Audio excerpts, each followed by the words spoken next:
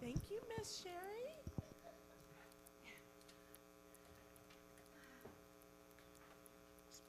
What's happening to the paper, Sherry? Is it just not going to happen anymore?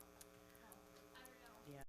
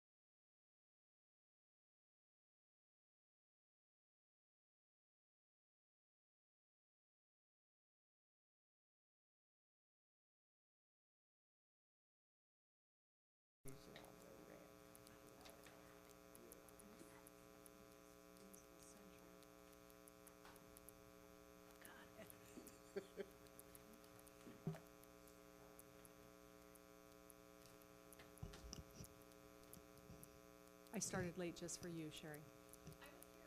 I know. I was too. I got stuck in the hallway. All right. Welcome, everybody, to the Oroville.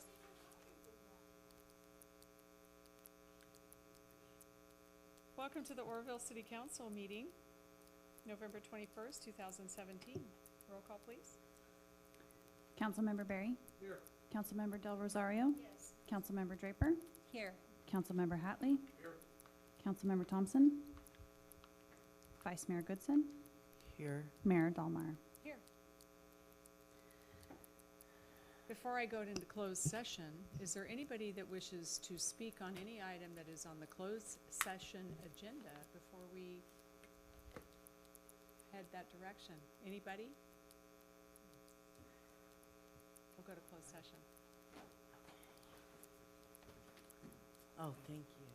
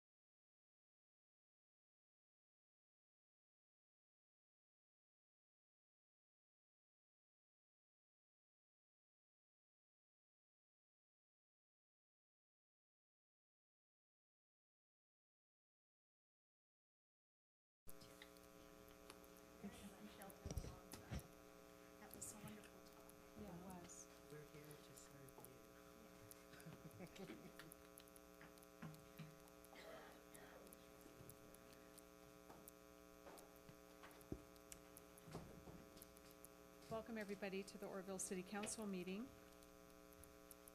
We're back from closed session, direction given, no action taken. Please stand with me for the pledge. Salute, pledge. I pledge allegiance to the flag of the United States of America and to the republic for which it stands, one nation, under God, indivisible, with liberty and justice for all. We actually have two proclamations this evening.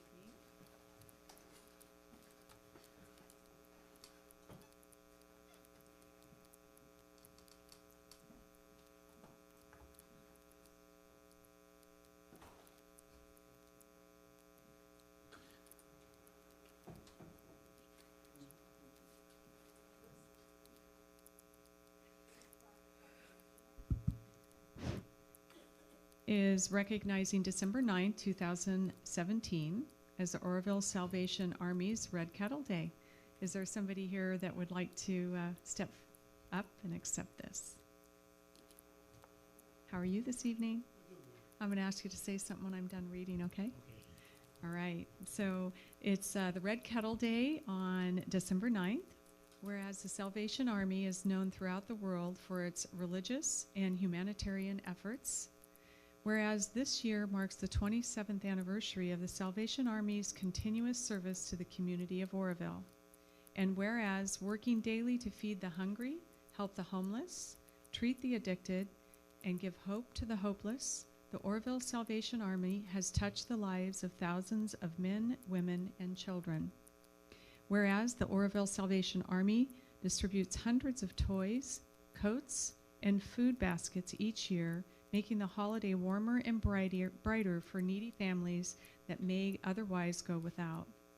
Whereas the Salvation Army annual Red Kettle campaign is a time-honored holiday tradition, and its volunteer bell ringers always signal the beginning of the local Christmas season.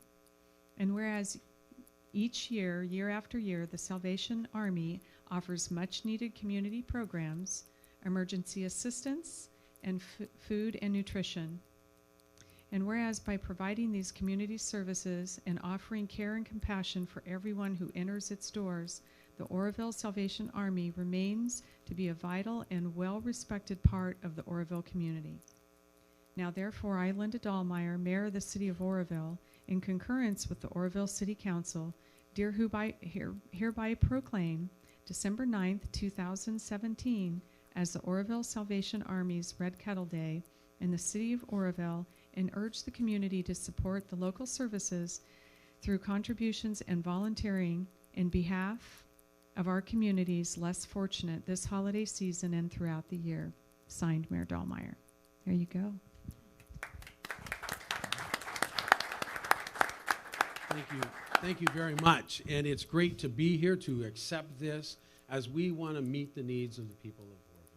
And through the help of Oroville, the residents of Oroville, that's what we're able to do. Just a little tidbit, if everybody in Oroville gave $1, we'd meet our goal. So that's our goal, is have everybody give $1. So thank you very much. You're welcome. Thank you. You guys do a great job.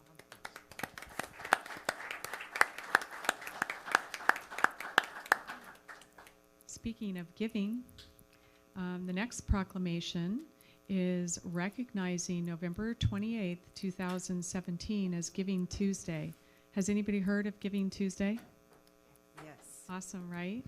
So I am going to read this proclamation because I want to make sure that we're a giving community and it's deserving.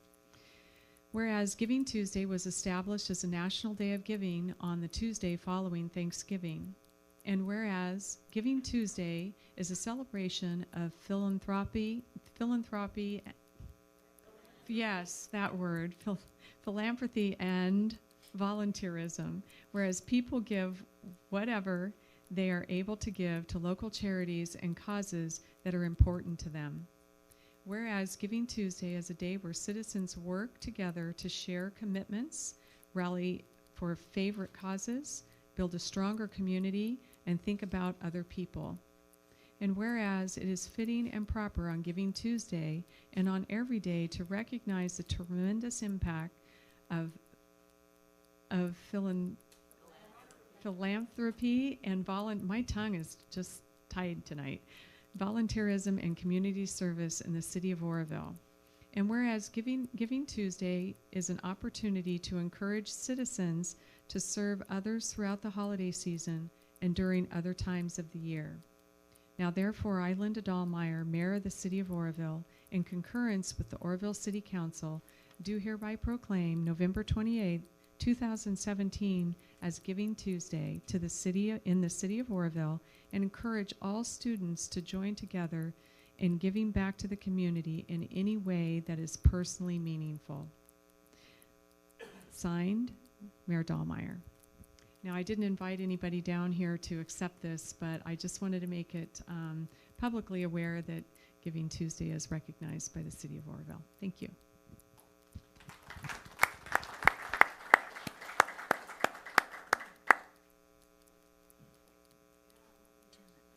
Patient.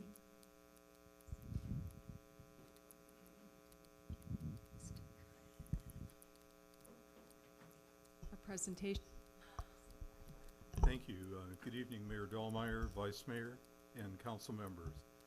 As you're aware, over the last year, we have worked on getting the salmon sculptures relocated, and we did have them up and visible for the Salmon Festival. The local artist, Ted Hansen, with approval, painted kind of a decorative striping. The salmon occupy and kind of float through the stripes. They're very visible in the daytime all over the downtown area. Dusk to dawn, they're lit from 7 days a week. So it illuminates the top of that building, and we've actually had a lot of really nice compliments on it. Wanted to thank the artist, Steve Nielsen, for the sculptures.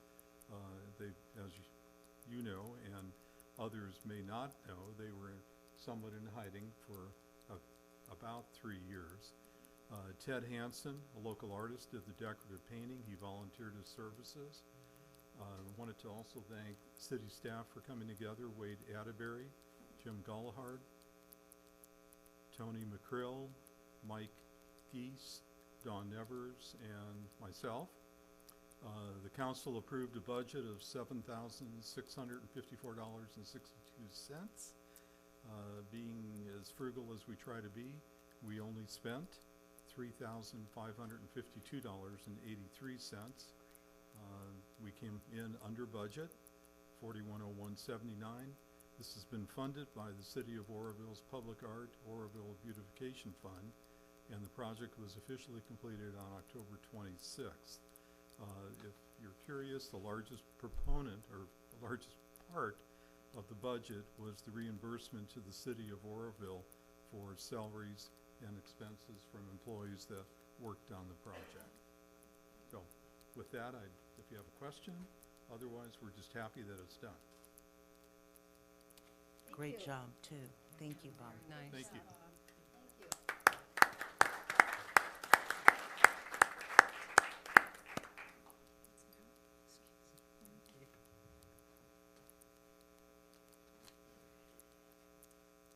Okay, we have a short agenda this evening, so hopefully you guys can stick around for the whole thing. Thank you all for coming. Moving on to the consent calendar, we've had a request to pull item number 3 off the consent calendar. Does anybody else wish to pull any items before we move forward? With item number 3 pulled, looking for a motion. I motion that we approve the consent calendar exempt item 3. I'll second that.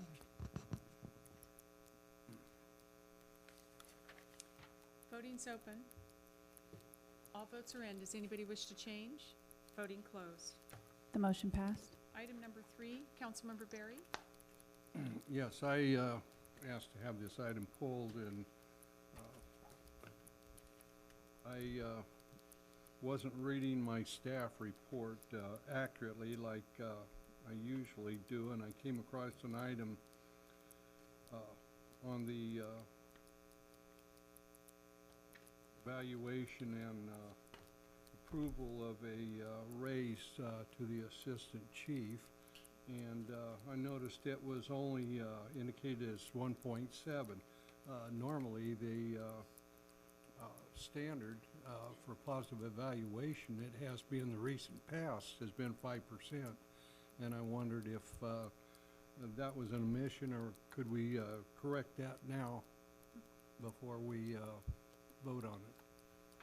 Councilman Berry, this item is to determine what that percentage will be tonight. Either his contract is specific. With a positive evaluation, he receives anywhere from CPI to 10%. The typical merit evaluation, as this is in the city, is 5%. That is typically what is given, but it's the council's discretion anywhere from 1.7% to 10%. I support a 5% merit increase. It's parity with what everyone else in the city receives. Okay. On that note, could I make a motion? There's people in the queue. Okay. I'm in the queue. So I have a question about what, in the CPI, because we have discussed this, the CPI is 1.7. And other units have had to give up 10% of their pay, Correct. especially in the police department. Correct. Other units, though, have not stepped away from their merit increases. They still continue to receive merit increases. And what have other units, so they gave up 10% and then they got a 5% merit increase?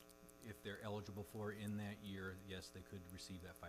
And when was the last time that one of the police officers got a 5% merit increase? First part of October. So the merit increases are something that we don't see at city council? No, there's a pay scale for each employee in the city, which could be anywhere from A to H. With the recent new contract, it's A to, I'm not sure where it goes, Q or something like that.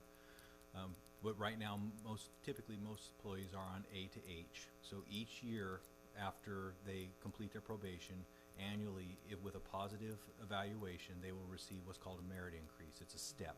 So, but you did say it's anywhere from CPI up to 10%. In Allen, I'm sorry, this particular contract that we're discussing is an individual services contract, and it has a clause in there that indicates it can be anywhere from CPI up to 10%, and the council sets that. The council does not set step salaries. I mean, for the rest of the city, those are adopted all at once, and all police officers have the same steps. This is an individual services contract. So, and I know that we have talked about this already in closed session, and now it's an open session, and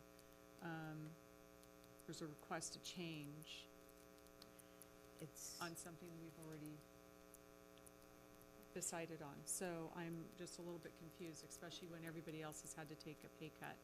So, And I understand that, Madam Mayor. The reality is, though, is no other employee has stepped away from a merit increase. They have taken a reduction in their overall salary, and if we get into a debate amongst everyone within the city about who should make what and what that position is worth, you know, it's going to be a difficult conversation for a lot of folks. so the next thing, and you and I spoke about this, because when I knew this contract was coming, I did my research going back, but I just want to bring it to the surface again. You gave up your raise, and you took a 10% pay, correct me if I'm wrong, to cover these two contract employees because they're so close to retirement. Is that, can you explain to the I public? forewent a step increase because it was, I felt at the time it was the right thing to do to give these two men salaries that were, they had earned and deserved. They had people that, there was what's called salary impaction that was occurring, compaction, and I had to relieve that somehow, and the city had no money, and the only money that the city did have was obligated toward a raise for me, so I gave that up in order to ensure that I could relieve that compaction between the next level below them and themselves. The additional salary that I've given up over the course of the last year, and which Acting City Administrator Don Rust and Director Wright have given up, is we pay additional portions of our PERS. We've done that because we felt it was necessary to stand in unison with our employees and also fill, for lack of a better term, some of the pain. But no employee in the city has given up any sort of a step raise. Everybody has still been taking those. Councilmember Del Rosario? Will this affect, vice, I'm sorry, will this affect buyers' retirement package? There will be a long-term effect from this because your salary as a PERS retiree is based upon your highest years paid. So your highest year is what your salary in retirement is based upon. So it will affect that, yes. Let's see. But just for clarity and for PERS, this is not spiking. This is not even close to what the spiking that was going on that they're trying to prevent. This is actually something that is in the contract and that is a legitimate action, that is employment action that is occurring. So it's something he earned. Yes. Vice Mayor Goodson? And the earning was based upon a very satisfactory review, but the standard still applies that it cannot be less than CPI, which is 1.7% up to 10%. What's unfortunate is that this comes at a time when we are not fiscally sound, and at the same time, Assistant Chief Byers is getting ready to retire. So it's a tough decision. But I do recall, I wasn't on the council at the time, I remember sitting in one of those seats and you had given up your raise to Assistant Chief Byers. And if I'm correct, Dean Hill, Yes, ma'am. I felt at the very time commendable. that it was Thank the right you. thing to do. Councilmember Hatley? Thank you. Here's where I'm because I know that we're it was on the closed session agenda as far as evaluations for the 3 department heads, which is the chief, Mr. Russ, and Ms. Wright. And they're at whatever that top step is, H or whatever. So to be real honest with you, even though they're doing far and above, what their job description calls for, because they are taking on additional duties, and I appreciate that. So I would have, just to be real blunt about it, I could not vote to give them a 5% raise right now, even though they're all, if they receive a satisfactory evaluation, just because of the financial turmoil that we're in. And I have a hard time doing that. And I understand step increases. I do. I really understand those. But, and I have before said that I think that this council should take some action, maybe to freeze those for everybody, because it is a 5% obligation that just keeps going on and on and on until they top out. And then now, it can continue on afterwards, even after they're at top step. Does Deputy Chief Byers deserve this? Absolutely. There's no question. My problem is, and I realize everybody else is getting it, that go through the step increases, but at this point with our budget the way it is, and we're trying to stay above water, I'm just having a real hard time with this, and I would love to be able to just justify it in my own mind, and I just can't. I'm sorry, I just can't. Again, I wish I could, but it's unfortunate. But the 1.7, I can go because that was in the contract, and we can do that. But anything above that right now, again, I won't vote for somebody else if it came before us today. And I'm sorry, Chief, if your contract came up here and you said, well, because I had a good evaluation from the council, then the next thing would be a 5% deal, I would vote no, and I'm telling you, looking you right in the face, and I'll tell you that, as I would tell Mr. Russ or Ms. Wright, I just couldn't do it. for the fact that we're here. Now, maybe sometime down the road, if our finances change and things happen, I'll be more than happy to entertain trying to bring you up to where you should be. But right now, I just personally can't dig in my soul and vote for this. I'm sorry. Thank you, sir. I absolutely appreciate that. Councilmember Berry. 2 months ago, this council voted to spend $5 million to a company that's promising us savings of something or whatever, which I sincerely doubt we'll see. And it seemed pretty belittling, you know, to argue over a step raise that, you know, has been characteristically been given for years. And are we gonna stop this now? We'd better, because if we're not gonna grant it this time, then it should stop tonight. We shouldn't grant any more step raises, period. Councilmember Draper. I'm in agreement with Mr. Berry, one of the rare times. I can't understand if we're giving these step increases to everyone else, why we would not do it in this instance. And he's retiring in a couple of months anyway. What month is it? He's retiring at the end of April. The end of April. It just seems unfair to me not to give him the same step increase that everyone else gets for their evaluations. And I feel uncomfortable singling him out to be the scapegoat for this when the other employees routinely get it. Well, You go right ahead. this has been a real eye-opener for me because it was my understanding when, prior to being on the city council, when we saw that we were at a $1.8 million deficit, that automatically the jobs, new hires were frozen, salaries were frozen, and why did I assume that merits were frozen? I'm at a loss myself.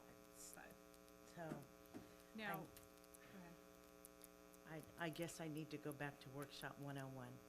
I think if that's something that the council chooses to do, we're gonna have to go back to the negotiating table with all associations.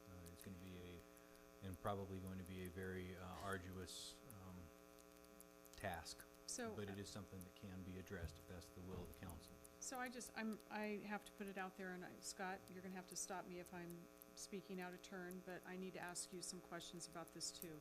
We've already had this discussion, and Chief, this has nothing to do with you. We've already had this discussion in closed session almost a month ago. And we all came to a decision to do the CPI. And now all of a sudden, okay, we made a decision. And now here we are in open session, changing it. The decision that was made in closed session was giving direction. The decision was not you Okay. vote to do something. You gave direction, and what you see in front of you is the direction that I was given, or that the direction that we received in closed session. So, This body has the ability, as it sits here, to either approve this, not approve this, modify this, in the future, continue this. in the future, I would like to know this information before we're all sitting here with just, because it's just been minutes that we said, well, all of these people have got it. Because what would that do legally? What would it do and as Councilmember Draper and Jack said, well, everybody else got them. Well, I'm sitting up here not knowing if everybody else got them. I as well. And that, did everybody, who got a 5% merit increase when we're 1.8 in the hole and we're looking at frozen Mhm. salaries Positions and frozen and- positions? If I can help you with that, when the budget is constructed every year, the finance director will look at that and anticipate those going into the next year, what merit increases are going to occur with positive work evaluations. And she will build those into and construct that as part of the budget. So what you see in an annual salary for an individual, if it were broke down individually, will include that merit increase. If they get that merit increase, the money is included in the budget. If they do not do it, then of course it will be, I like to use the term, scrape back into the general fund at the end of the year. So then I have a question for Ruth. In this situation, because we only have a handful of contracts, how do you determine, how this contract fit into the budget? Contracts do not have a 5% merit increase built into the budget like regular positions do. So what type of increase does a contract have built into it? 0, we're not assuming anything. So, And so, what effect is this? Do you have the numbers? What effect this is gonna have? It's very little, but I did want to mention that it is retro back to July 1st, but it's under $3,000, or I believe so. it's under very 3,000. small amount. Okay. So, And I believe that we have enough vacancies to justify, there's enough savings in the budget already to cover this. so, Absolutely. Dean Hill, did he get a merit increase? Yes, he did. Do you know how much it was? Half of my raise. Do you know how much it was? I have no idea what that number was. Ruth, do you know do you Not recall off the how top much of it my was? head. I'm sorry. Because it's the same situation. The contract's the same situation. Correct, Somebody retiring that has 6 months left on their contract. correct. It was the same situation. Okay. I don't have any more questions. Anybody else? It would have been, I think that is, I feel like I've been blindsided by this information, because had I known this information, I might have had a different discussion a month ago about this. So, it's an uncomfortable feeling. It's, like what Hatley says, it's really hard to see everybody else take a 10% cut.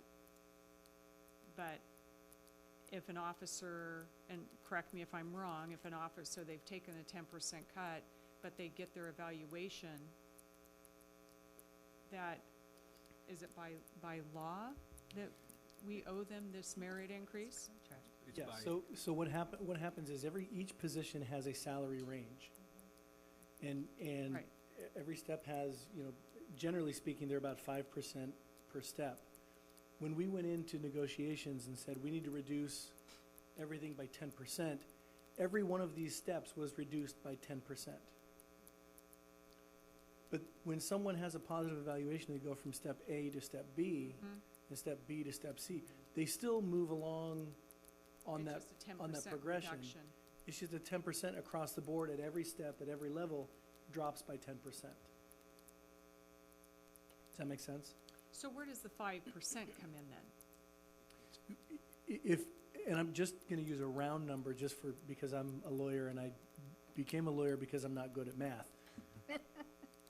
If someone were making $100,000, if you move up from one step to the next step would be $105,000. Okay, so that's the 5% And then at increases. $105,000, the next step would be, let's see, 110,500, I think is the next.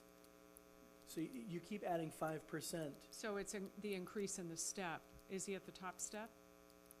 No, he's not, well, with a contract, you could potentially be, if the Right. council did that. What happened to us along the way is how the salary scale is being put into a contract, is PERS requires that now. Right, right. Before, you used to have a contract with me, you'd Just say, a number. right, we'll give you this number. PERS is requiring something different at this point.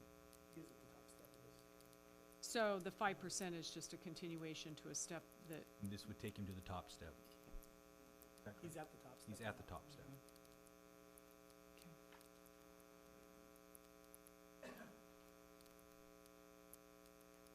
Well, I move that Resolution 8670 be passed with the adjustment of 1.7 to 5%. I'll second that.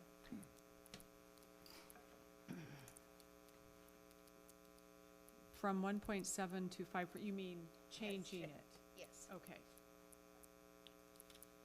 because then that would be 6.7. It's an adjustment from Uh, 1.7 to 5%. Absolutely. Okay, wait a minute. Councilmember Hatley is still wanting to discuss something, so Well, I'm waiting for you. okay, because it says that in the staff report, says that he's at $116,576. However, in the salary schedule, if he's not at top step, he should be at 112,912. So what, Then if you give him the 5%, he would go to the 118,558. so what we did with this, anticipating, from the direction we received, anticipating that there was going to be a 1.7% increase, we adjusted every one of these steps 1.7%. He's already at the H step at 116, whatever the number is. 576. Yeah. He's already at the H step. The H step Okay, so we currently got, is we 6 got a now. report that's not accurate then. No. Well, yeah, because I'm looking at the numbers, and G, if you're telling me he's at G step, he's at 112,912. That's what mine deal says. Now, if yours says something different, we've got a problem here with our staff report, but Well, he's not at G step. He is at H step. His current contract, you're looking at the amendment. This is what we're proposing you adopt. This is not currently in effect. So that So I think the discrepancy is, in current salary is 116,576. So he is above the G. Well, and He's in here's- between. And I think here's where the confusion is coming in, and his current contract that exists, not the amendment that we're talking about tonight, but the current contract that exists, it doesn't have a scale in it. Right. At the time it was drafted, it did not require a scale, pay scale in there. PERS is now requiring that. So in order to comply with PERS, we were adopting the pay scale in there with the anticipation of a 1.7% merit increase. So what we'd have to do in order to facilitate a 5% merit increase, if that was the council's direction, was to change the numbers in the scale to reflect 5%, not 1.7. If that helps. okay, so the numbers in this report are wrong. They should be more than what I'm looking at in my report. no, the numbers are accurate. They're accurate. Well, no, wait a minute. How can they be accurate when I'm looking at G step at 112,912, and you're telling me he is at 116,000. 116,576? I have nothing on here that says 116,576. Can I answer that? I think where the discrepancy lies is the 116,576. That increase was derived from Chief Legron's giving, that his increase to Chief Byers. Am I correct? Yeah, so, yes. Here's where it comes from. If I can walk through this a little bit. The proposal that's in front of you is agreement number 3073-2. 3073 was the initial agreement. The salary was adjusted using what we're calling Chief Legron's contribution. There was an amendment, 3073-1. 3073-1 has this scale in it. Assistant Chief Byers is at step H, and step H is currently 116,576. Right. The issue is that the current contract was not provided in with all of this. So I would have been able to point that and say, here's what's currently in place. What you're looking at here is the amendment, what the 1.7% adjustment would take it to. So this is not currently in effect. This is what is proposed to go to. Currently, he is at step H, and currently that is at 116,576. If you add 1.7% across the board to all of the numbers in his current contract, you arrive at the numbers that are in the amendment in every category. So every category has been raised to comply with CalPERS regulation. Every category in this block has been raised by 1.7%. And I'd bet my left arm on that, although I am right-handed. So I think I've got that right, and if you want me, I'll go pull the contract to go make sure that's right. But I'm in the queue and I have a couple of questions then, and I understand what you're saying, Councilmember Hatley, do you, but now here's my question. So he's at step H, and his contract came up for renewal. Did he take a 10% cut like everybody else? He's been paying an additional portion of hers for several years. So that's he took his cut, yes? What was the percentage? I don't know the percentage off the top of my head. I know it was a greater portion, though. I don't know if Okay. you can help me out. It's either gonna be 3 or 5. I don't know exactly the exact number. I think Ruth would have to pull that up. It may Okay. take a minute. That's- Also, Ruth is calculating out H step at 5% so that you would know the final number. That's the next thing, My- so, My understanding, that final number is gonna be 122,404. The 5% is 5828.95 based upon the math provided by, Stephanie, I'm sorry, thank you, Stephanie. my assistant.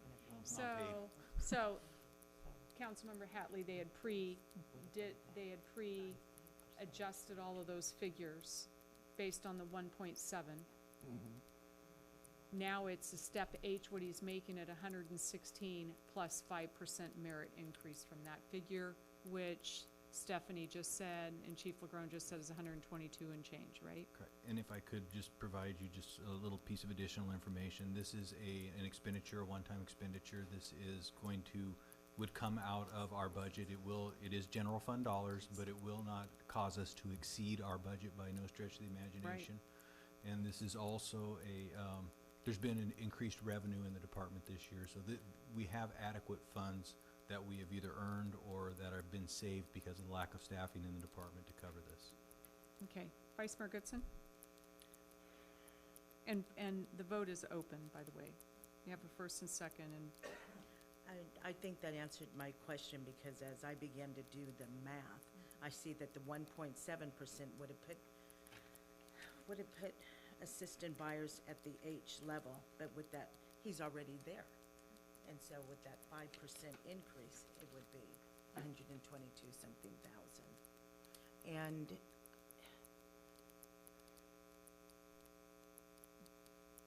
Ruth, did you find out what the percentage that can you find that? Yeah, I can, but my computer had locked up before I got in here, so I'm having to restart everything. If I remember correctly, he's paying 11%, which would put him, he's required to pay, I think it was, I'm not sure what we started out at the time, but when he did that, I believe it was an additional 5%. I mean, because I think it was 7, so he may be at 12.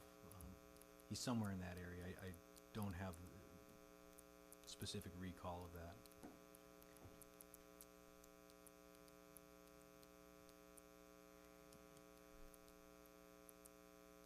It's very slow.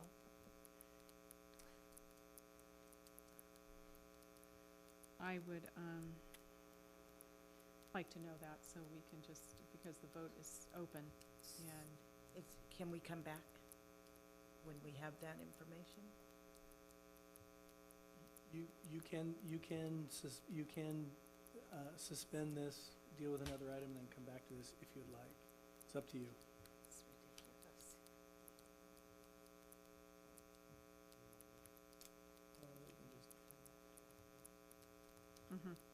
might as well.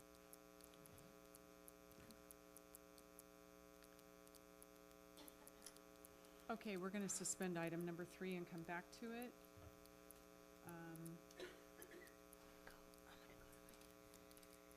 Thank you. Moving on to public hearings, there are none. Can I say something as an aside? We were reprimanded recently for not using our computers, and I attempted to use my computer last week. Ruth is having problems with her computer. So did I. Linda had problems with her computer. We're unable to use our iPads here. So I just want the citizenry to know that we are attempting to use them. We're having some difficulty with that.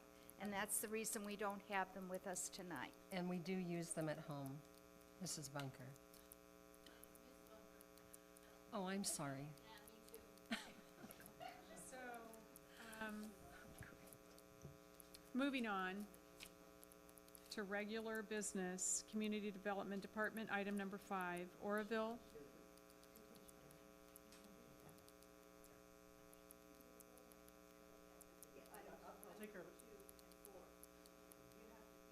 thought we did the vote. They voted on it? Yes, yes. Thank you. Yeah, they did. It was 6-0-0-1.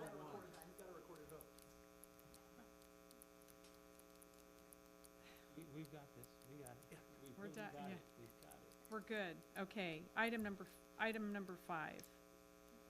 Oroville Facility Projects, Oroville Dam, FERC number 2100 request for supplemental environment impact statement.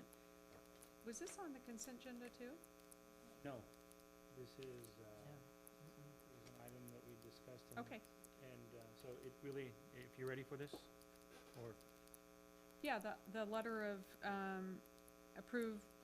the letter, yes, there's a letter. Again, the letter is for the signature by all council members. right. Again, it's for support of a study that was prepared for Butte County, and really, Dawn, can you turn your microphone on? yes, ma'am, I guess I can just move it closer. Again, this is there was a study prepared for Butte County regarding the relicensing of the dam. Again, there was an environmental impact statement, which is different than an EIR. This is a NEPA document, so the county is looking to have, they provided the study, have written a letter to FERC asking them to delay the licensing until these impacts are looked at. And the impacts that are for social, recreational, economic, and environmental impacts are analyzed adequately. So again, we're just really signing a letter of support. This is something the county has supported, and we are asking all council members to sign that. And there's one council member missing tonight. We can wait for him. We'll have him sign if this is approved. So that's where we're at. I can answer any questions. Any questions or comments on the letter? We've all seen the letter, asked to add the recreation, which I thought was good.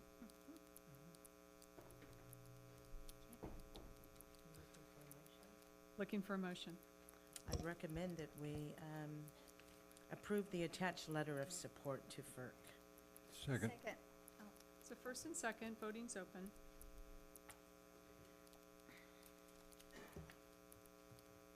All votes are in. The motion passed. Thank you. Moving on to item number 6, Canyon Highlands and Oro Quincy Highway intersection, safety options. Don reminded me that this was something that I sent an email on, but thank you very much. So, do you have some information for us? There was concerns about this intersection and the geometry of it and some of the sight lines there. There was a fatality there. I haven't been able to find the details of that accident per se, but there was a fatality at that intersection at one point.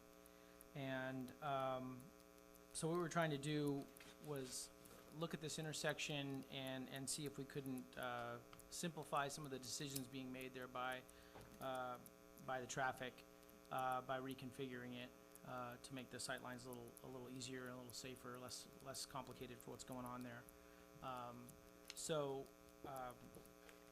This was brought to me as a concern. I didn't know about it previously, but I sat down with my project manager and he sketched up an option of what might improve the intersection to make it a little safer. And so we put forward a memorandum of an option, and if council wants us to pursue it, we can look at survey, design cost estimate, and a construction cost estimate to change the configuration of this intersection to make it more safe. Yeah, actually, the original complaints that came out were the fact that the trees were so overgrown that the speed limit signs were covered up completely. I took pictures of them, and that the local residents that are concerned about another accident or a fatality were out there trying to trim the bushes back. And so I was receiving phone calls and emails about that. And it wasn't so much reconfiguring the intersection, but certainly, thanks for doing that. It was more about getting some trimming so the site was a little bit better going around that blind area. Are those trees on private property or are they within our right of way? I don't believe they're right away. Okay. All I know is when the person that, there was a fatality there before, the city came out and trimmed the trees. And so that's, I think, what the, this person was looking to do, either that or have, give the permission to have them be able to do it. Councilmember Barry, sorry, I was speaking.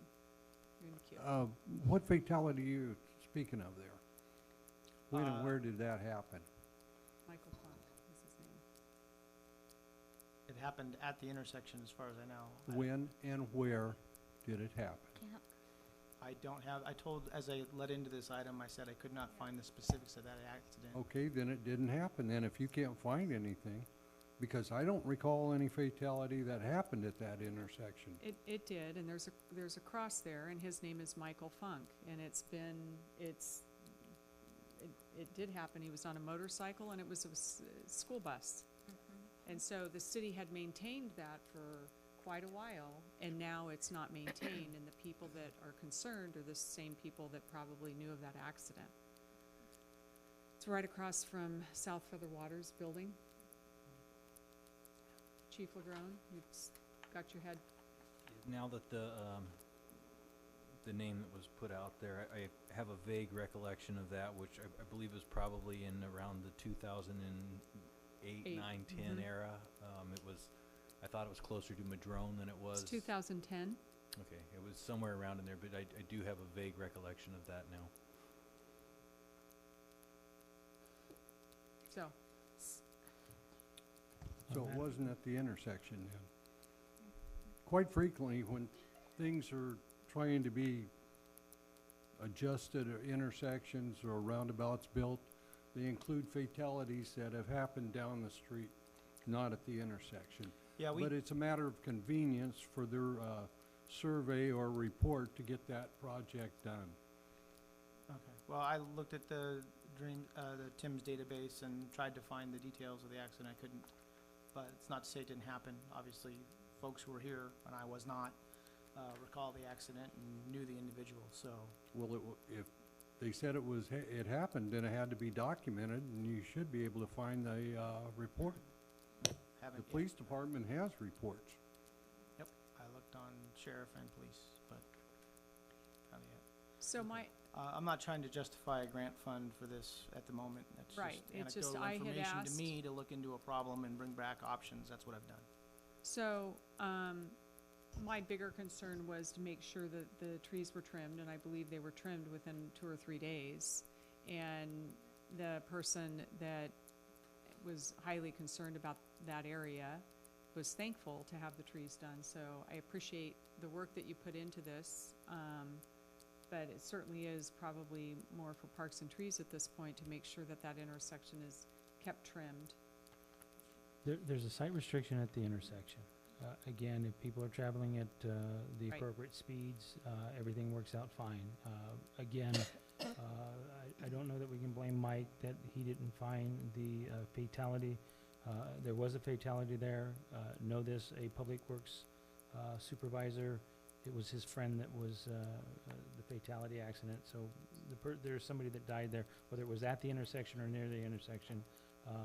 Again, just suggesting that there's an option here. If we want to move forward without doing anything further, we're fine.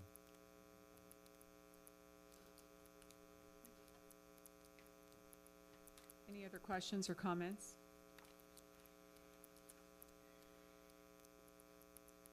Again, the item here is to provide direction. If there's no direction, we will move forward with it. I frequently use this getting over to Foothill Boulevard, and while it changes things, I don't see that it would be that much safer. The problem is people speeding down Oroville, Quincy Highway and Canyon Drive to get onto Oro Dam Boulevard. They speed through there too fast. And It's not gonna be stopped by changing this. It requires, I think, a different fix. It's just my opinion. Right. This configuration would only really slow down traffic coming from Canyon Highlands onto Oro Quincy. It wouldn't affect the speed of Oro Quincy at all, really.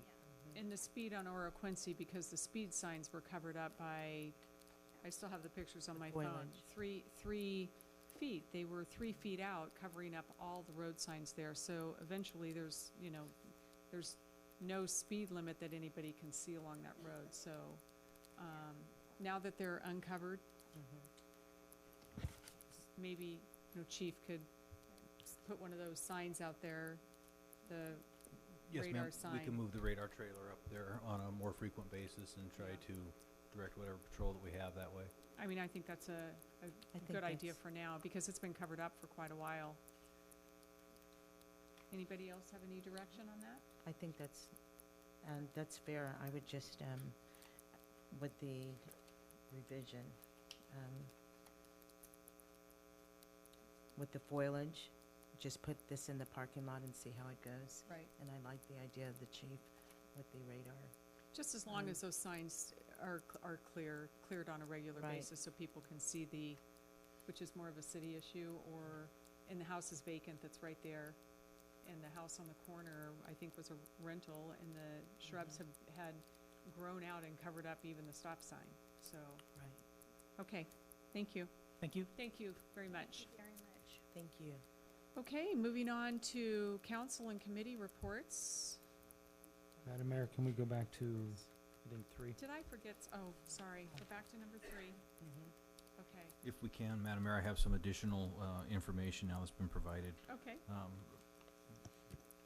Finance Director Wright has indicated or verified that Alan actually is only paying 9% of his PERS.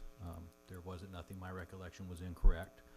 I have been in contact with Alan as we were handling the other business of the city, and Alan has agreed that in the event that the council authorizes the step increase of 5%, he'll pay an additional 5% into PERS, which will take him up to 14% of his PERS.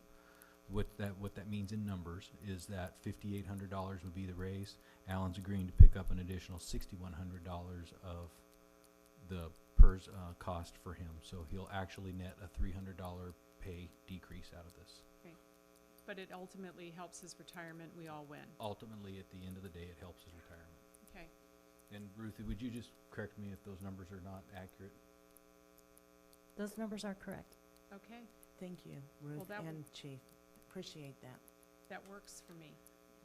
So can we move back and So let's pass make that, so we don't have to bring it back?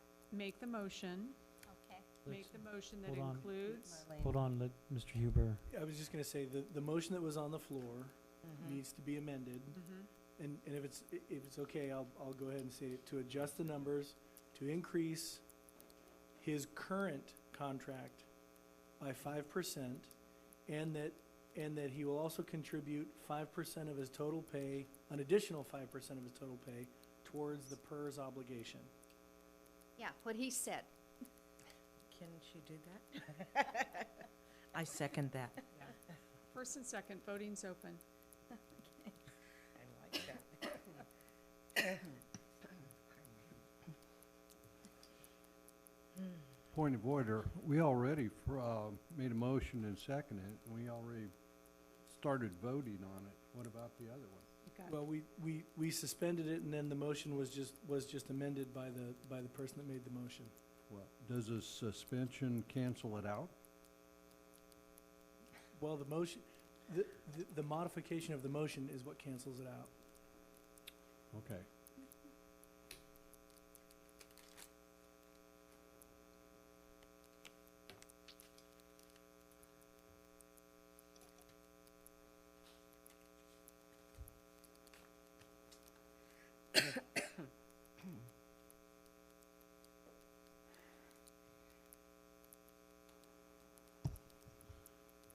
Okay, just let me get this straight. So it actually turns out to be the 1.7 rather than, I mean, it is the 5, but he's giving more to his, PERS. paying on to his PERS, correct? Yes, sir. Okay. All votes are in. Anybody want to change? Voting closed. The motion passed. Thank you, council. Excuse me. Thank you for the extra work that you went through, Ruth Yes. Thank you, Ruth. and Chief. Okay, now we're moving on to the council and committee reports. Anybody have one?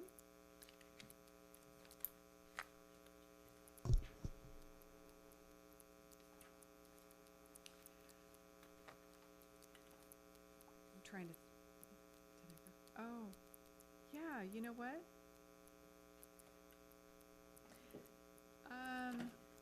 Yeah, the YMCA. The DBA, anybody else? Carry on.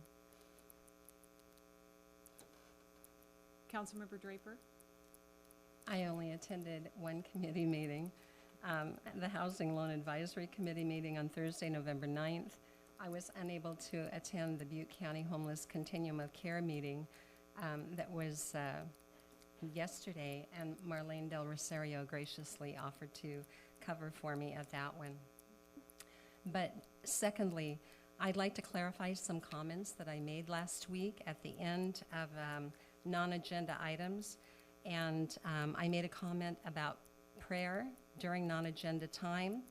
And to me, although it does seem inappropriate at that time to have prayer, I have done some research, and I have learned that the Supreme Court ruled in 2014 that by a 5-4 decision that was acceptable during city-type meetings.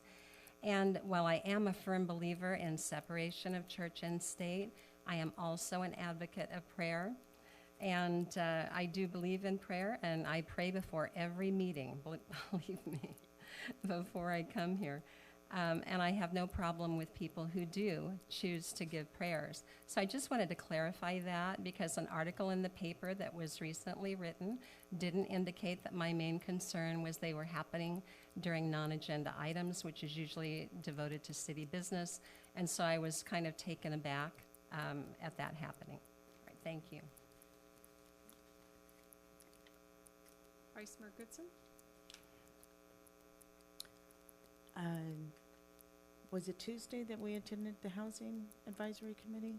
Was it There's, Thursday? there are Thursday. so many Thursday. meetings. It's Thursday. And also the SCORE meeting I attended. We reviewed the master plan, which is inclusive of the pump station.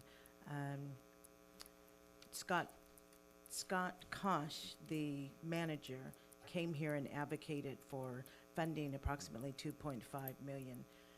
We did find out that that pump project was not eligible. And so currently we're looking at a loan through USDA to pay for not just the master plan, but the pump station also. And that figure is approximately $31 million. I also attended the Chamber of Commerce and the Oroville Economic Alliance meeting last Tuesday. The guest speaker was Jessica McKenzie on marijuana, and I believe we're expecting that a similar presentation sometime next month. But the highlight was I have been going into the middle schools here and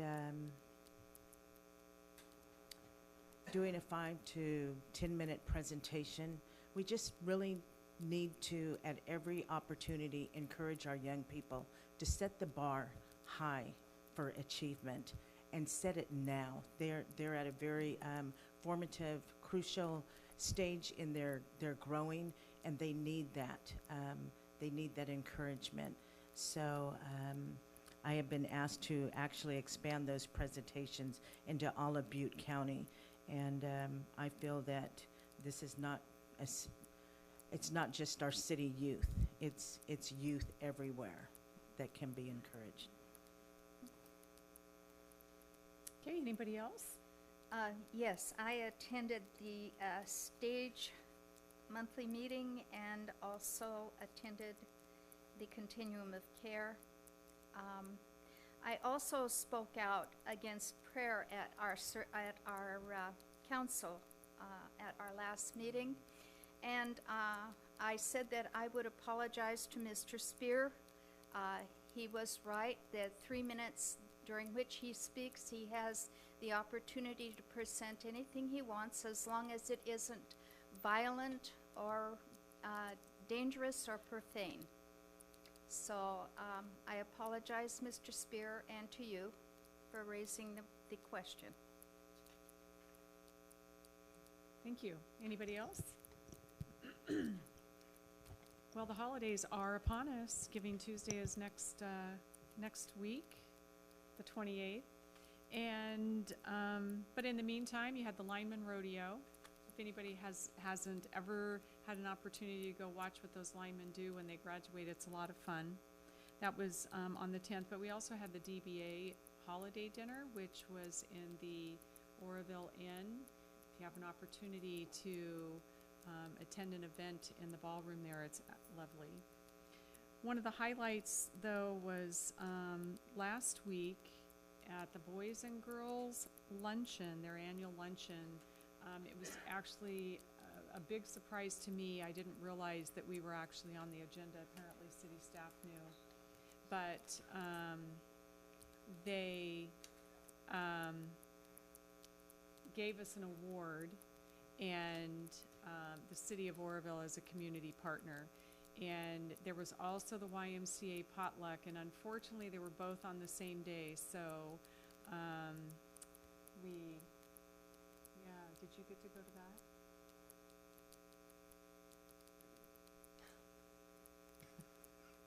The YMCA potluck was at the same time, so anyway, but it was a beautiful event. The Boys and Girls Club, actually it was one of our local teens that got the Teen of the Year, and he's done a really good job. He's pulled his grades up from like a 1.7 all the way to a 4.0, so he's in less than 2 years at the Boys and Girls Club. Good So job. with that, I think that's about it. There's a lot of stuff that's been going on, but hopefully everybody will have a wonderful Thanksgiving, and we are now going to move into non-agenda items. And the first person would be Stephanie, because she's been sitting there a while. So I actually have a couple things. The accident that you couldn't find came up number one in my Google search. It was not on Canyon Highlands or Quincy. It was on Riverview Terrace, right below the employment center.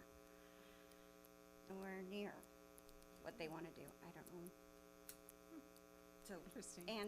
and what it was is that it was a drunk driver on a motorcycle who literally ran into a bus, crossed the lane when it drove into the bus. It was, and he'd been being chased by police prior to that. So, Oh, goodness. yeah, I caught him. I don't know. Thanks for Maybe finding it's- that information. Maybe it was somebody else. All I just, what the few things that that you said, I didn't even live here then, so I don't know.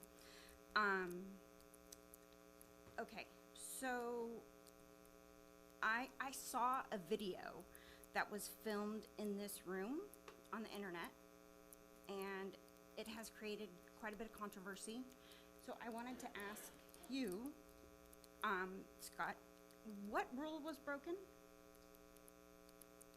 I can't cite for you chapter and verse, but it's one of the FPPC regulations. FPPC? Fair Political Practice Commissions is one of their regulations. It has to do with campaigning? Well, no, it has to do with utilization of city property for that purpose. The other one is the use of the city seal. Ah, so use of city seal and property. Okay. And how much is the fine? I'm not in charge of fines. You have, that's the FPPC. I have no idea. Just not, it wouldn't be the city that would do No. the fining, it would be. No, it's the Fair Political Practices Commission that handles all those issues. Oh, okay, We don't handle any of those issues, in fact. okay, got it. So, So Any Stephanie, I'm going to stop you here. This is your 3 minutes, so if you want to take a sidebar and ask no, I want it on the record. so he'll answer your questions when your 3 minutes is done then. That's, Oh, sorry. because this is your 3 minutes, and you can ask and say whatever you want. We're trying to give you your 3 Oh, minutes. okay, I understand. And so then he can answer your questions when your 3 minutes is up. Okay, well, I'll just ask them so that they're there. Okay. And I also was wondering if there is a possibility of other blowback or repercussions for the city based on that video. then, I would also like to talk 15 about seconds. trees. So a bunch of trees were recently cut down at the new Elder Center, where, I can't remember what the name of the building is. Pep housing. Pep housing, there you go. And I just, Time. do we still have a tree ordinance? Or are we going to? Yeah. Thank you, Stephanie. And if you have any more questions, Mr. Huber can answer them for you. Okay.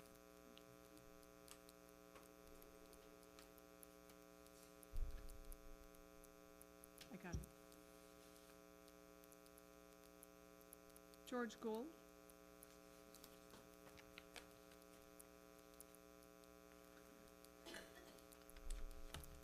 Good evening, members of the City Council. I'm George Gold. This past week, I've been feeling a little like I'm getting the flu, so I was staying home, watching way too much television. I came across this reality show called Terrace House. A bunch of 20-something Japanese participants living together. Can you speak into the microphone, sir? We're trying to make sure you get recorded. Thank you. So it's a bunch of 20-somethings Japanese participants living together in a house. And in contrast to what you might expect, no drunken brawls, no sex, not even kissing. Oh, wait a minute. What does this have to do with the Oroville City Council? Nothing.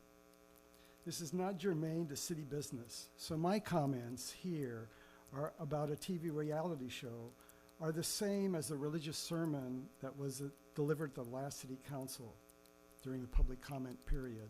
They have no place in a City Council meeting. These discussions about religious invocations are those that occur at the beginning of the meeting.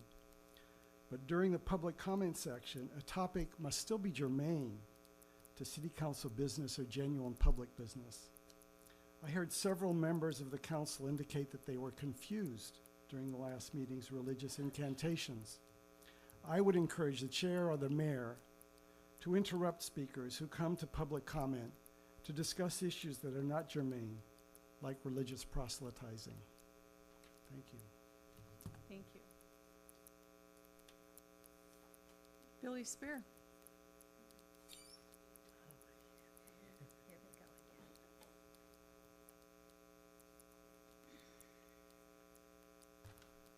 Thank you for another opportunity to speak. And I also went home and did some research after our last city council meeting.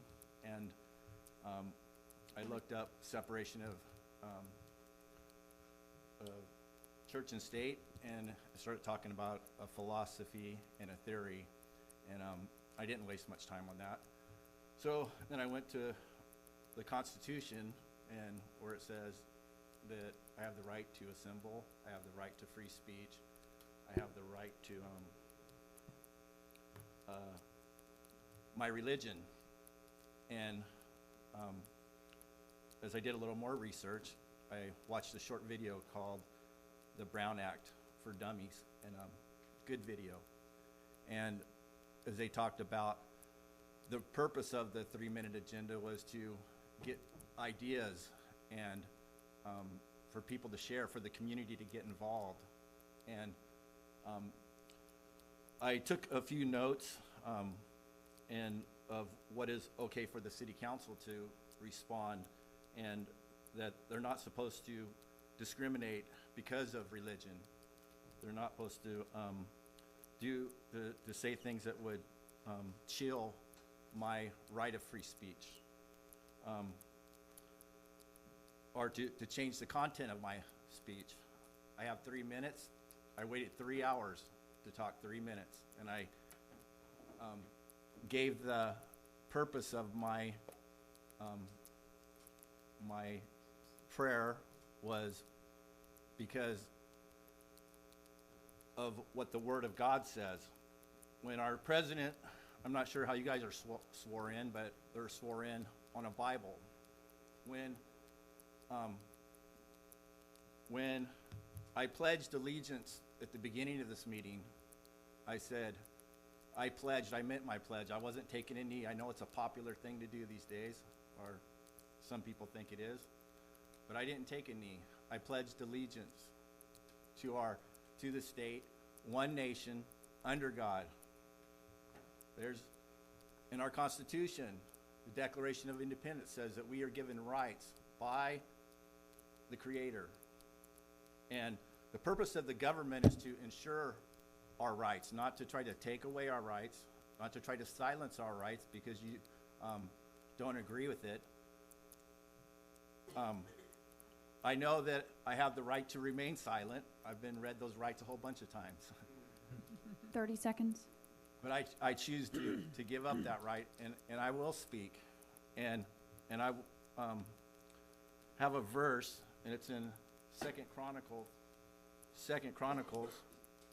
chapter 7, and it's verse 14. If my people who are called by my name will humble themselves and pray and seek my face and turn from their wicked ways, then will I hear from heaven, forgive their sin, and heal their land. Time. Yeah. We have a timekeeper, so thank you. Pastor Bill, did you leave your agenda up there?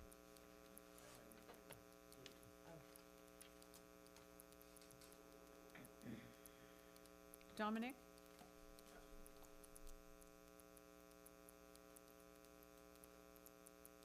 Good evening. My name is Dominic Roybal. I'm the Director of Property Management and Compliance for PEP Housing. I'm here to discuss our tree removal. It's our tree removal project that has happened on Robinson. We have had multiple neighbors that have been concerned, and I would like to address the council and give you an idea of what our total project is. I'll be as brief as I can. Can you speak into the microphone a little bit closer? You can pull that down closer to you if you want. Thank you. We have been working with the city arborist. We did get a city permit last week to remove 3 pine trees that we believe that were dangerous to our senior resident, to our senior population. We built the property about 4 years ago. We were hoping to keep the trees in our parking lot and work with them, but because of the tripping hazard, the pines cones posed to our residents and to the danger that it did pose to them, we're hoping the liability that it wouldn't hurt one of our residents, but it did create a tripping hazard. So we have removed the 3 trees, 3 pine trees, with the city's permission and permit, and we are in the process. Also today, I've provided the 2 pictures with the city arborist's recommendations. We've purchased 2 red maples. The largest ones I could find locally here at the local nursery. A 36-inch box was purchased. 2 red maples, 1 36 box, 1 24-inch box, and then a crepe myrtle. Also a white crepe myrtle. So we will be installing a root barrier along the hardscape on the city side, along with our parking spaces, to make sure that the root structure doesn't harm the city sidewalks. And we consider to be a partner with the city and continuing a great growth opportunity with trees. So we just want to make it clear on what our intentions are as being a good neighbor to our neighbors, and make sure that it's clear what our intentions are. I'm more than happy to answer any questions. We're good, thank you. Thank you for your presentation. Madam Mayor, Don Rust, I had this on my list of items to talk about during the city administration reports, but we blew by that and went into non-agenda items. One thing that I would talk about is, Dominic is right, he's been working with Wade Atterbury regarding this. They did get a permit. There is an ordinance, but the ordinance that currently exists allows for these trees to be cut down. I would suggest that we revisit the tree ordinance. If that's the pleasure of the council, we can do that. But again, if not, these trees, again, I have the staff, Wade's report and the permit and the ordinance attached here for you guys to read if you need to. I mean, we went through this, and if they're working with our arborist, I mean, I know the Save the Trees people, Marlene looked through it and stuff, that if they're working with our arborist, that's, Thank you. we don't need to revisit it, I don't think. Well, Thank you. if I might add a comment here, are you looking for direction that the committee revisit this, the tree ordinance committee that All I'm saying is that the trees that were cut down, and actually this is one set of trees that were cut down, and there was a second set of trees cut down in front of the Sierra Central Credit Union. That we were not notified of. The reason those were cut down were for a very specific reason, to open up a sign so that that could be seen. Again, that one is a little bit more egregious because they didn't come and talk to the city arborist. But again, one of those would have been able to be cut down because of its size. These trees here, because of their size, if you look at the ordinance that is attached, basically they're allowed to be cut. And again, currently working with that. So again, we talked about a tree ordinance. I know there are still people concerned that our ordinance is a little weak.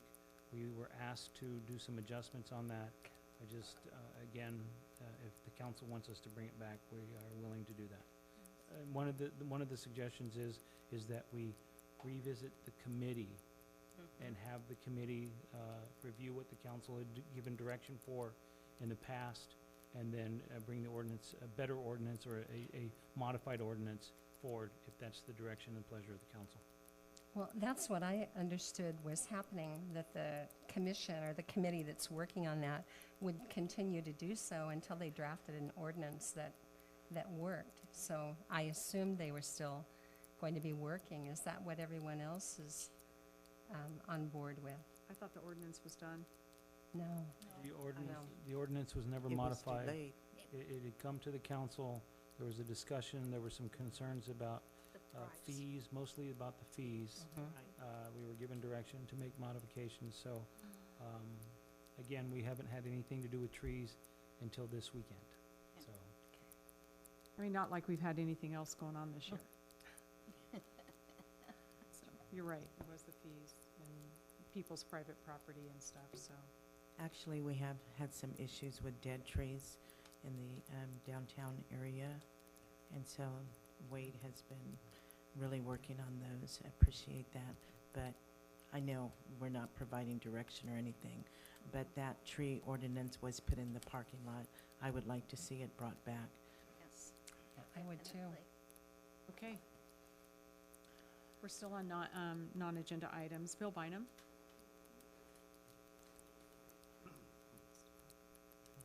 Yes, thank you. I am the spokesperson for Save Oroville Trees, and I talked to Kent Fowler. I know Kent Fowler visited with Don, and we were concerned about PEP housing, but we're also concerned about the other trees that were more egregious, and we would strongly like to see that tree ordinance brought back. And it's been quite a while since it was considered and then sent back because of fees, but that was we thought, a minor issue. We think that could be resolved. We would really like to see a tree ordinance to cover our bases in the future. While I'm here, I would like to say that as a member of the school board, there is in our public schools a separation of church and state. And the reason is, of course, is you have a captive audience. And when you have a captive audience, they have to be protected from any kind of proselytizing. And I consider this to be a captive audience. I come here for a couple hours for city council meeting. I don't want to listen to somebody else's theological views. I think that is totally inappropriate, and it really irritates me. If somebody wants to try to convert me or pass their views on to me, come to my house or invite me to your church, but don't do it in a public setting. Totally inappropriate. Thank you. Victoria Coots?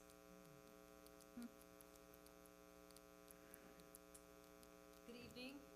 Been a long time. You might want to move the microphone down just a little. Yeah, because I'm so tall. I left my soapbox at the jail.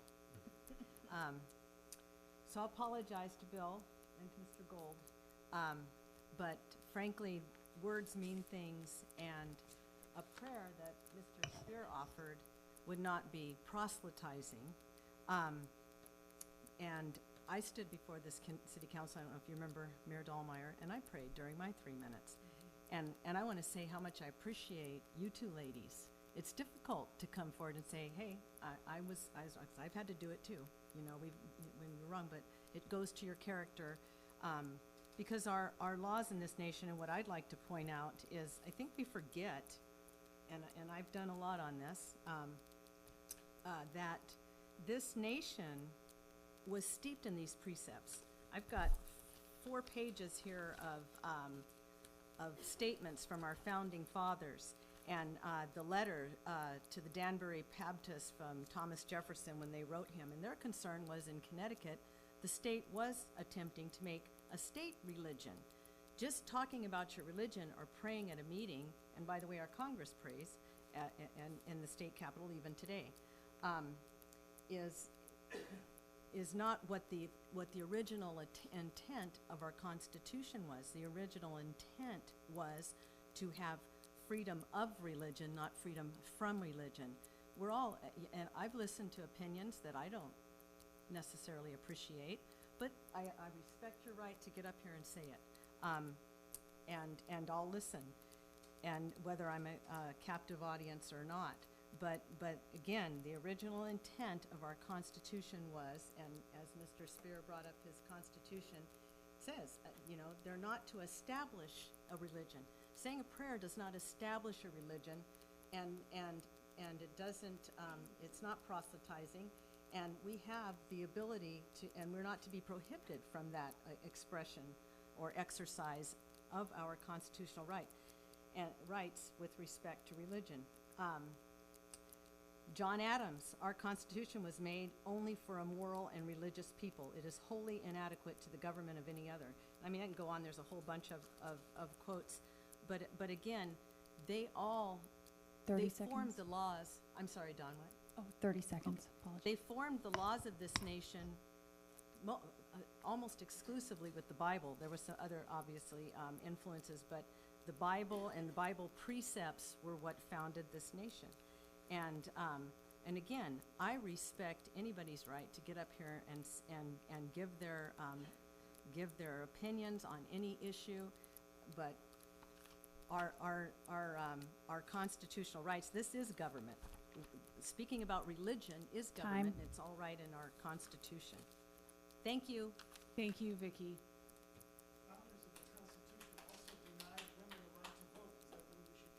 Okay, sir, that's enough. Thank you. John Mitchell? Yeah, it also agreed with slavery.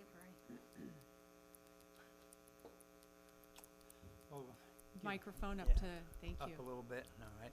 Good evening, Mayor, Vice Mayor, and City Council. First off, I just want to say thank you guys for all of your hard work. I mean, headed into Thanksgiving season, I think it's nice to have something to be thankful for.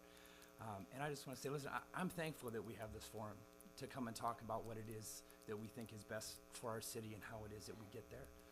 And the bottom line is there are many who believe that God has nothing to do with how the city is run. But there's also others who believe that God has everything to do with how this city is run. And it's only when we can all come to the table and talk and share our views in an open forum where we can dialogue, where we can recognize that maybe not everybody thinks the same or believes the same or feels the same, but we can actually get on the same page and trying to do what is best for this city, that we will accomplish the things that need to be accomplished. And instead, all I've seen is nothing but division. Vigilante groups on the rise that want to take back our parks, chase the homeless out of town, treat people like they're not even people anymore. We discriminate against the poor, we discriminate against the homeless, now we're going to discriminate against religion in the public square. I thank Councilmember Del Rosario and Draper for acknowledging the error of your ways at the last meeting, because I think it is a huge step. But I just got to tell you, I don't like what I see going on in our city right now, and I don't honestly like what I see going on from our city council. What I see is a lot of city council members being quiet in areas where they should be speaking up and bringing unity to our city instead of dividing it in so many different areas and directions. I think we all want what is best for our city, but until we can acknowledge that, you know, maybe we get our morals and values and stuff from different areas, but where we can respect one another and try and find a way to come to the table and talk about these things, then maybe we could accomplish some good for this city. I've had a disconnect from social media, all these other things, because this city right now is on its head. The people are divided against each other, and they're taking it into their own hands. And it really breaks my heart, you know, where the church and programs that have been trying to address homelessness and poverty and hunger and all these other things going on in the community for years are now somehow the problem. I hear it going on, where we're getting blamed because we feed the homeless, because we 30 clothe the seconds. homeless, or because we do these other things, because this is what we believe that our God has called us to do, to play a part in our city, that somehow we're creating these issues. The issues are here. It's an epidemic in California right now. Homelessness is on the rise. We need to find a way to come together as a city and stop tearing each other down for what it is that we believe. Thank you for your time. Thank you, John. Well said. Annie Terry.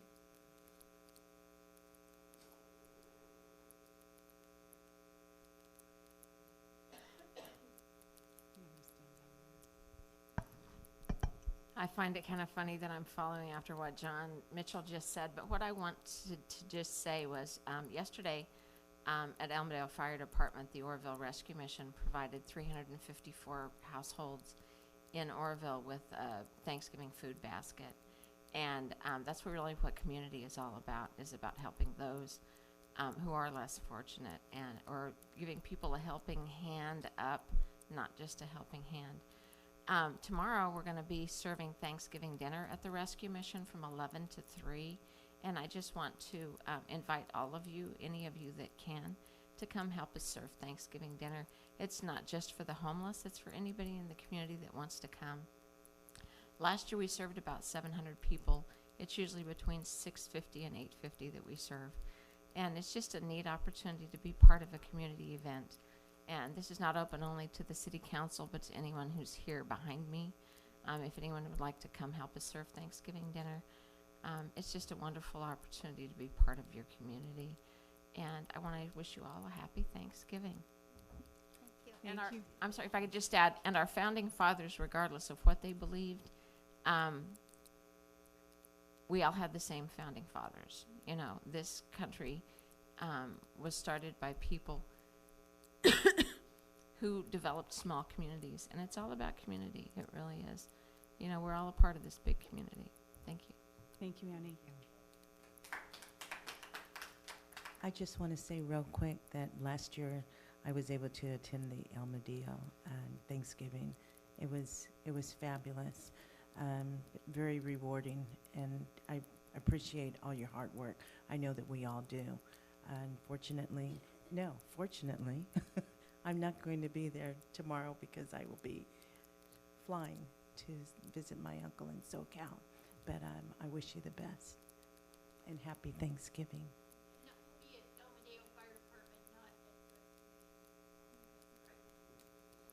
Oh, it's at the El Medeo tomorrow? El Medeo, okay. Yes. Right. Okay. All right.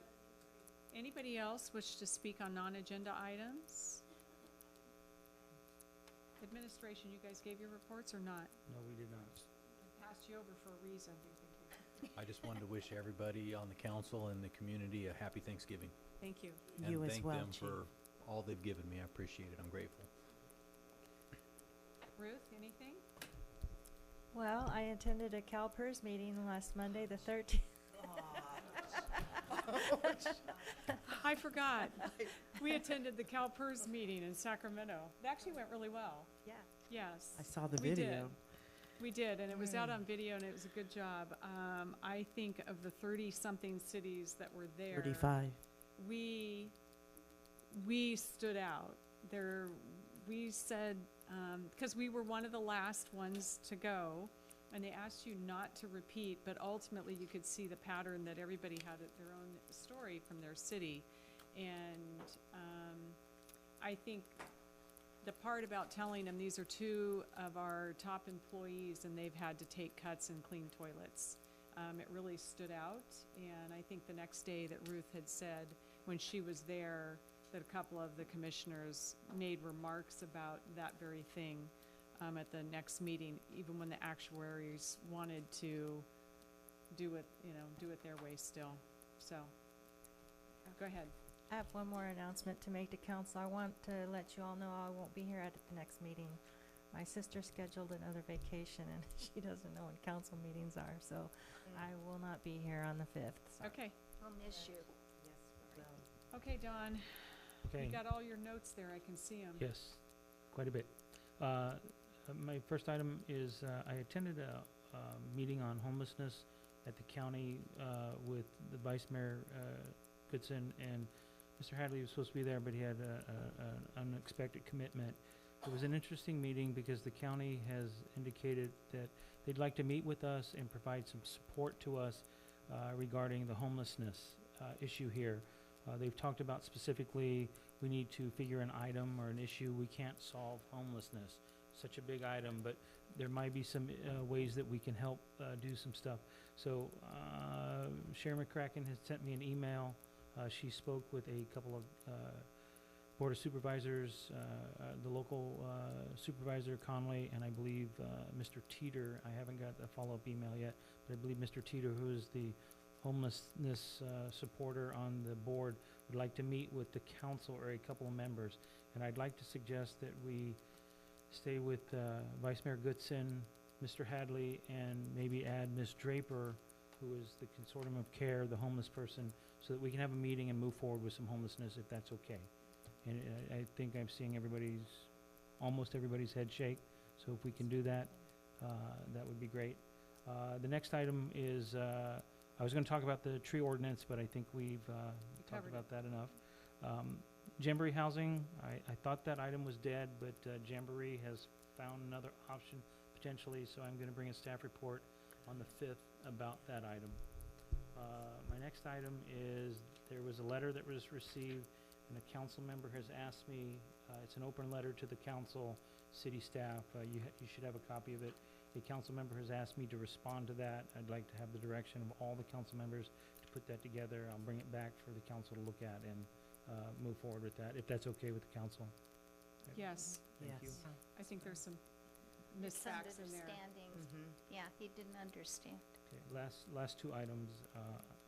I am moving into a new house that my wife and I have purchased, so I will not be here tomorrow or Monday, Tuesday, or Wednesday of next week because I'm moving. I'm moving back into Butte County because it's a lovely county, so I'm moving back in. Congratulations. Thank you. Thank you. And then the last item, you guys have mentioned it, but I really wanted to talk about it just a little bit more, which is the CalPERS meeting that they had regarding the asset liability management that Ruth, the mayor, and I spoke at. I would tell you that it was sobering, actually, to understand that we aren't as bad off as other communities are. There are other communities that are better off than we are. We're probably middle of the road, maybe not so high up or not so close to the middle. But it was sobering to listen to all the communities talk about the problems that they have that are very similar to Oroville. We are not the only place that has homelessness. Other communities are, though we were the only ones who mentioned it. Other people were talking about that. We're not the only community that has taken double-digit numbers from their public safety people to balance their budgets. There was talk about the lack of services that are being provided due to this issue. There are some other things that are coming up that try to solve this. We are looking to do that. RSG, one of our consultants, has provided something to Amy that I want to vet through and then provide that out to the council. But this hopefully will pass also, but it's an issue for us to get through. I think where we're at right now with the number of employees, the issues that we have, again, all I can say is it's not as bad off as it is in other places. It's not as well off. And that was you talk about the sobering, is you think we're bad here? Yeah. I mean, it's just 102% in one city. And I think it's a struggle everywhere. Yeah, I think one of the most important things is in December, they're not sure when that meeting is, and it could be on a council night. But if we have the ability to go down in the morning, we need to. What needs to happen there is that more communities need to come and speak. And I'm going to look at the next time I'm at a meeting where the city managers, city administrators, and the county administrative officers meet, if we can't bring all of the communities in Butte County down there to speak specifically on our issues. And again, the one thing they don't want you to talk about are multiple agencies or multiple personnel from an agency to speak the same thing. And I think the Mayor Ruth and I really understood that separate things, and yeah. did not say the same things. But it really was something that we really need to help get a handle on. And I think we understood that engaging, the entire council, they suggest that the council goes, council members go. So it's important that we go, and it's at least important to stay on top of it with the rest of the communities and be well engaged in this to try to help solve the problem. All Thank right. you. Anything else? No, that's it. Madam Mayor, can I just, two things real quick?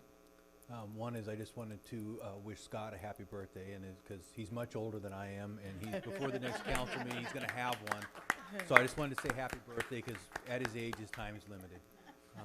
You got 3 minutes. And then the last thing I want to say is, remember, we're not just raking leaves; we're changing the world. That's right. Happy birthday, Scott. All right.